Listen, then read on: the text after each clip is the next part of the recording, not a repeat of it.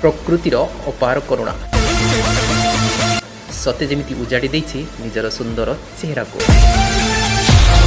ସମସ୍ତ ସନ୍ତାନମାନଙ୍କ ପାଇଁ।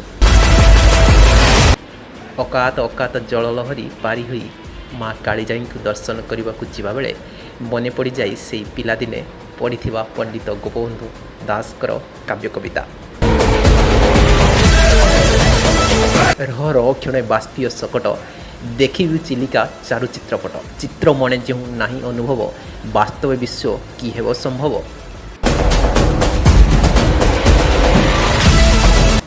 ଏ ତ ଥିଲା ଗୋପବନ୍ଧୁ ଦାସଙ୍କର କାବ୍ୟ କବିତା। ଚିଲିକାର ଯେଉଁ ପ୍ରାକୃତିକ ସୌନ୍ଦର୍ଯ୍ୟରେ ଭରି ଦେଇଛି ଯେମିତି ପ୍ରକୃତିର ସମସ୍ତ ସୌନ୍ଦର୍ଯ୍ୟ ଏଠାରେ ଢାଳି ଦେଇଛି।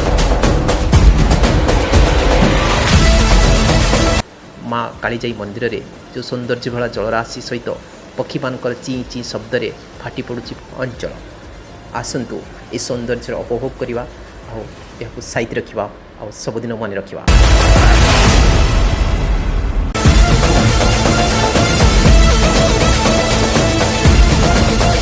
ଧନ୍ୟବାଦ।